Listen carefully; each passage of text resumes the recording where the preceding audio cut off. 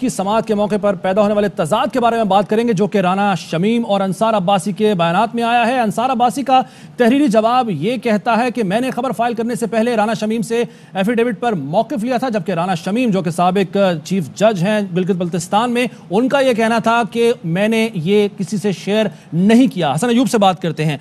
हसन अयूब, क्या जवाब दिया आज राना शमीम ने, तफसील से आप बताइएगा। देखिए जी, जब रोस्टम के ऊपर राना मोहम्मद शमीम को चीफ जस्टिस अतर मनिल्ला ने जब बुलाया उनको केस की समाअत के शुरू में ही, तो उन्होंने कहा कि पहले तो उनसे इस्तफसार किया कि आपने अपना जवाब का हाल दाखिल क्यों नहीं किया, जिस पर राना मोहम्मद शमीम ने जवाब दिया कि उनके जो वकील हैं वो इसका जवाब देंगे, लतीफ आफरीदी, क्योंकि वो जो किसी को मामला उनको हो गया था, प्रॉब्लम को हो गया है, वो हाई कोर्ट नहीं पहुंच सके, तो आप आइंदा तारीख दे दें। इस पर जो है वो चीफ जस्टिस अतर मनिल्ला ने उनसे कहा कि आपने जो हलफनामा दिया है क्या आपने उसकी तस्दीक की थी, जिस पर उन्होंने जवाब दिया कि मैंने अपने हलफनामे की तस्दीक नहीं की, बल्कि जब खबर शाया हो चुकी है तो खबर शाया होने के बाद मेरा मौकफ लिया सहाफी अंसार अब्बासी ने, और उसके ऊपर मैंने जो है वो तस्दीक की है कि ये खबर जो है ये हलफनामा मेरा है। जबकि अंसार अब्बासी जो अपना तहरीरी जवाब इस्लामाबाद हाई कोर्ट में जमा करा चुके हैं, उस पर उन्होंने अदालत में तहरीरी तौर पर आगाह किया कि उन्होंने साबिक चीफ जस्टिस मियां साकिब निसार और साबिक चीफ जज गिलगित बल्तिस्तान राना मोहम्मद शमीम का जो है वो वर्जन लेकर खबर शाया की है। तो अब दोनों सूरतों में कोई एक तो अदालत में गलत बयानी कर रहा है, क्योंकि दोनों के जो बयानात हैं वो मुतजाद हैं। बिल्कुल हसन अयूब, एक फरीक गलत बयानी यकीनन कर रहा है। इसी पर बात करते हैं। हमारे कानून advocate supreme court Azhar Siddique साहब हमारे साथ मौजूद हैं। अजहर सिद्दीक साहब, सारे मामले पर यकीनन आपकी नजर होगी। राना शमीम साहब कहते हैं कि मैंने किसी से शेयर नहीं किया, जबकि अंसार अब्बासी साहब कहते हैं कि मैंने पहले मौकिफ लिया राना शमीम साहब से, फिर मैंने खबर फाइल की। सर, एक फरीक गलत बयानी कर रहा है, कैसे तयन होगा इस बात का और सजा क्या होगी? बहुत शुक्रिया जी। बुनियादी तौर पर आज की हेयरिंग से एक चीज तो एस्टैब्लिश हो गई है कि तौहीन अदालत हो गई है। राना शमीम साहब ने कहा कि एफिडेविट मैंने पढ़ा नहीं है, वो लॉकर में पड़ा हुआ है। अब वो एक तो रेजिडेंट नहीं है वहां के, इंग्लैंड के, वहां कौन से लॉकर में और किसी आम आदमी का लॉकर में कैसे रख सकता है। और साथ साथ उन्होंने ये भी कह दिया कि ये एफिडेविट लीक हुआ है। अब यहाँ एक पोर्शन तो आपके सामने ये बड़ा वाज़ेह तौर पर आ गया कि राना शमीम साहब ने भी तौहीनी अदालत कमिट कर लिया जो एफिडेविट के कंटेंट है, और इसके बाद तो मामला बड़ा क्लैरिटी के साथ आ गया। अंसार अब्बासी साहब ने अब जो बात कह रही है, और हालांकि अटॉर्नी जनरल साहब ने तो कहा कि अखबार के हवाले से तो ऐसी बात कोई नहीं है, लेकिन अंसार अब्बासी की तरफ से ये बात कहना कि उन्होंने मौकफ लिया था और एफिडेविट अब राना अपना अंसार अब्बासी साहब के पास किसने भिजवाया, ये वो बड़ा अहम इशू है जो बड़े मसाइल पैदा कर सकता है। राना यानी जहां तक तौहीनी अदालत की सजा है, दोनों के दोनों बाजार यही नजर आ रहा है कि दोनों को तौहीनी अदालत की सजा होगी।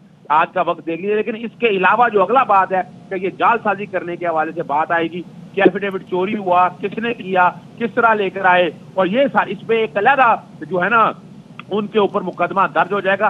वैसे हमने एफिडेविट के हवाले से, आपका पता है, आप लोगों ने ब्रेक की थी खबर कि हमने जो खास तौर पर अब जो नोटरी पब्लिक है उसके सामने जाके स्टेटमेंट ले लिया था। उसने क्या बताया था कि वहां जो है ना वकार जो है नवाज शरीफ का मुलाजिम वो लेकर आया था, और वो एफिडेविट नवाज शरीफ के जो हुसैन के अपार्टमेंट के अंदर अटैच हुआ था। तो ये बात भी एक तकवीत मिल गई है। जो हमने बात कही थी आपके प्रोग्राम, आपके बाकायदा आप लोगों ने बीपर पे तौर पर वो अपना खबर दी थी, और उसकी भी ये तस्दीक हो गई है कि ये एफिडेविट जो है राना शमीम ने कोई पढ़ा नहीं, जिस किसी ने तैयार होकर सिर्फ साइन करवाया गया और काल चार्ली गुथरी को वहीं पर बुलाया गया, नोटरी को। तो ये भी तस्दीक होगी। तो ये जो मामला ना जालसाजी से यानी कंटेम्प्ट से आगे ये जालसाजी में चल गया अदालतों को। अजहर साहब, एक चीज और भी क्लियर कर दीजिएगा। चीफ जस्टिस ने यह भी कहा कि देखना होगा कि जो हलफनामा अखबार में शाया किया गया और जो हलफनामा मौजूद है वहां लंदन के लॉकर में, वो एक ही जैसे हैं या मुख्तलिफ हैं? सर, अगर एक जैसे होते हैं क्या इम्प्लीकेशन होगी इसकी?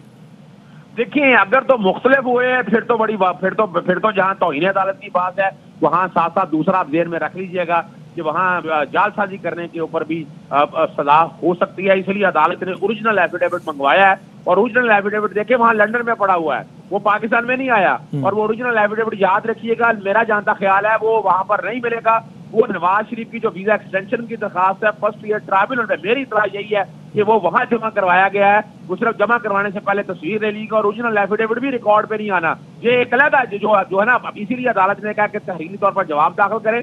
यहाँ जो गलत बयानी आएगी, अगर अदालत के सामने गलत बयानी करेंगे तो 476 476 क्रिमिनल प्रोसीजर कोड के हवाले से वो एक अलग कार्रवाई बनती है। मामला ये लग रहा है कि ये खुद ही फंस गए हैं बुरी तरह से। और इसमें अब ये बातें जो खुलनी है ना, ये मामला खुल के ये नवाज शरीफ के घरों तक चला जाएगा, उनके अपार्टमेंट तक चला जाएगा, और ये बातें अब सारी चीजें अब सामने आने वाली हैं कि बुनियादी तौर पर जो तैयार जो करवाया है ये नवाज शरीफ और उनको करीबी लोगों ने तैयार कराया है, और ये उल्टा ये फंस चुके हैं। अब मैं नहीं समझता। और दूसरा जो है ना, अदालत ने इसकी समाप्त 7 दिसंबर की रखी है। 7 दिसंबर के हवाले से जो सलाउद्दीन ने दरखास्त जो दी है, ये जेल में रख लें, ये ग्रुप सारा वही है। सलाउद्दीन को ले लें या अपना अफरीदी को ले लें, ये सारा ग्रुप सेम एक ही है, जो बाकायदा के एजेंडे के तहत लेके जा रहा है। बात वो भी खुल जानी है कि वहां जो कमीशन बनाने की दरखास्त लेकर आए थे, वो भी दरखास्त काबिल समाअत नहीं, लेकिन चेहरे अब आप लोगों के सारे सामने आ गए हैं। आज खास तौर पर लतीफ अफरीदी के हवाले से कहा गया, लतीफ अफरीदी का ताल्लुक तो केबीके से है, राना शमीम का ताल्लुक है सिंध से। कोई वकील कर रहा था और सिंध से करते, उनका अपना बेटा वकील था। तो इसका मतलब ये है कि ये बहुत बड़ी कुछ साजिश या चाल है, ये बहुत जल्दी आप लोगों के सामने आ जाएगी। और अगर इनके टेलीफोन, हमारे एक दोस्त हैं सहाफी जो लंदन के अंदर हैं, वो बकायदा सीडीआर रिकॉर्ड मंगवा रही है इनका, वो सीडीआर रिकॉर्ड भी अगर निकल आया वहां से, तो एक एक चीज सामने आ जाएगी कि अदलिया को बड़े प्लान तरीके से बदनाम करने की ये साजिश है। और एक बात और याद रख लीजिएगा, राना शमीम ने अगर एफिडेविट भी दिया है तो उस वक्त वो चीफ जज थे, उस वक्त वो चीफ जज थे गिलगित बल्तिस्तान कोर्ट के हवाले से।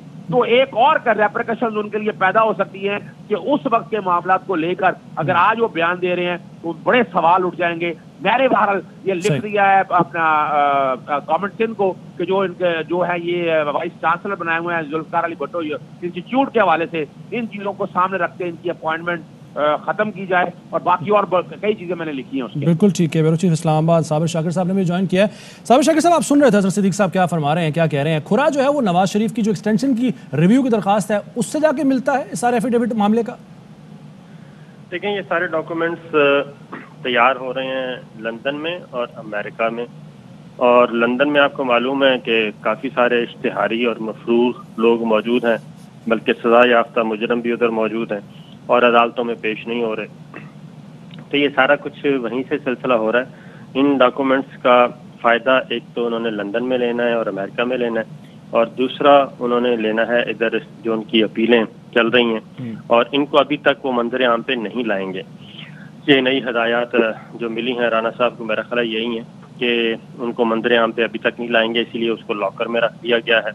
और लॉकर यकीनन पाकिस्तान से बाहर होगा और उसमें फिर आने जाने का मसला, तो ये इसको लिंगर ऑन कर रहे हैं। जिसकी तरफ हज़रत सिद्दीक साहब इशारा कर रहे थे वो सही है कि ये अब तौहीन अदालत से निकल के ये ले जाना चाह रहे हैं लिंगर ऑन करने के लिए कमीशन की तरफ। और कमीशन के बारे में जो एप्लीकेशन फाइल की गई है उसके बारे में अटॉर्नी जनरल को नोटिस है, और अटॉर्नी जनरल का स्टेटमेंट इम्पॉर्टेंट होगा। और फिर ये है कि ये सारे मामला आखिर इस्लामाबाद में ही क्यों इकट्ठे किए जा रहे हैं। ये एक कोई लंबी प्लानिंग है, और इसमें जुडिशरी को उलझाया जाएगा, जुडिशरी को तकसीम किया जाएगा, और जुडिशरी को आपस में उस पर गंद उछालने के लिए ये सारा एक पूरे का पूरा एक मेमो गेट जैसा एक स्कैंडल है, जिससे मेरा ख्याल है कि तमाम पहलुओं का जायजा लेना चाहिए।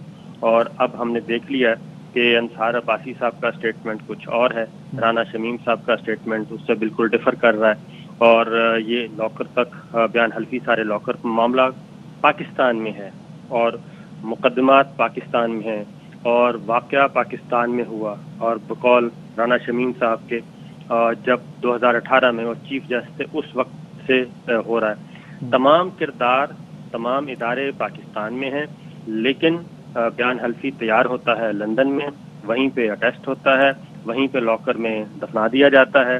तो ये सारी चीज़ें जो हैं, बहुत सारी बातें, बहुत सारे। अच्छा साबिर शाकिर साहब, ये पहलू बड़ा दिलचस्प नहीं है कि 3 बरस पहले की गई एक फ़ोन कॉल जो उनके सामने की वो उनको याद है लफ्ज़ बलफ्ज़, लेकिन जो अपना एफिडेविट है वो याद नहीं है।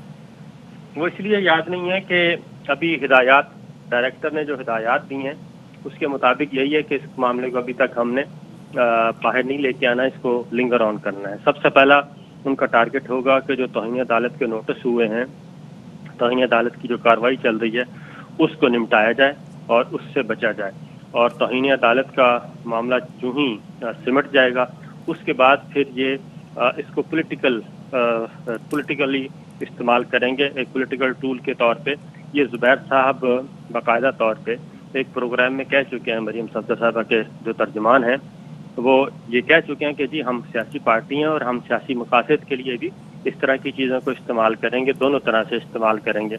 तो पहला मकसद उनका यही है कि तौहीन अदालत की कार्रवाई आगे ना बढ़े और ये मामला यहीं रफा दफा हो जाए, और उसके बाद फिर राना शमीम साहब का जो बयान हल्फी है, राना शमीम साहब एक पॉलिटिकल फिगर के तौर पे सामने आएंगे, प्रेस कॉन्फ्रेंस से करेंगे और इस मामले को आगे लेके जाएंगे और तहकीकाती कमीशन की तरफ ये ले जाना चाहते हैं।